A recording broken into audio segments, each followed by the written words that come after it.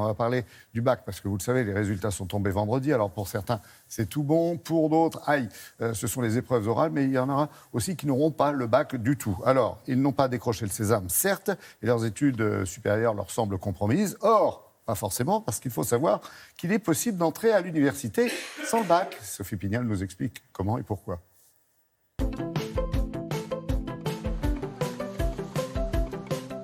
Nous sommes ici dans les locaux de l'université Paris 1 Panthéon-Sorbonne. Et ici sont accueillis des étudiants qui n'ont pas le bac. En terminale, j'ai raté le bac. Mon frère a fait du droit. Il avait entendu parler de la capacité et il a pu m'en parler. Et grâce à ça, je me suis inscrit à Paris 1. Ça peut être relativement surprenant, mais on peut rentrer à l'université sans baccalauréat. Ils préparent leur DAEU, diplôme d'accès à l'enseignement universitaire. C'est une formation qui s'ouvre à ceux qui veulent continuer les études après avoir eu soit des parcours chaotiques, soit des parcours qui ont rendu impossible une scolarité normale. J'ai arrêté l'école il y a 10 ans. J'étais au niveau bac littéraire et j'ai repris cette année. Je voudrais préparer une licence de droit, devenir avocate et me spécialiser plus spécifiquement dans le droit des enfants. En ce qui concerne le DAU, il est ouvert en fait à des personnes qui d'abord doivent avoir au moins 20 ans au 1er octobre de l'année d'obtention du diplôme. Les plus brillants, ceux qui s'accrochent le mieux, réussissent parfaitement en une année.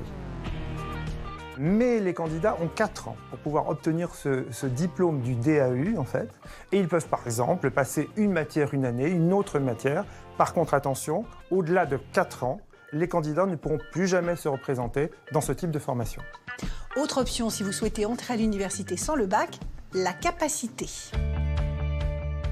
J'ai arrêté l'école en 3e, à l'âge de 16 ans.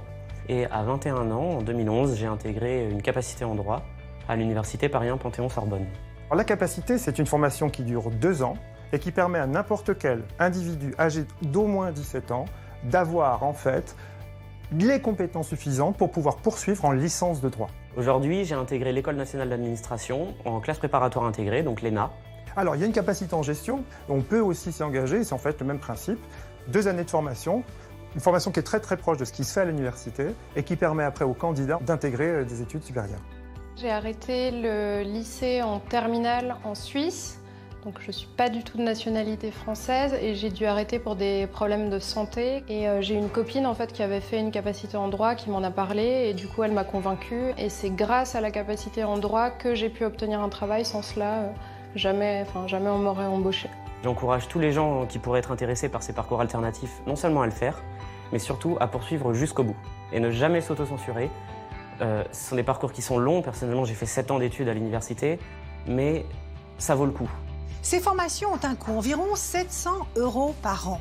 Mais des bourses existent et prennent en charge une partie, voire la totalité des frais de scolarité. Merci Sophie.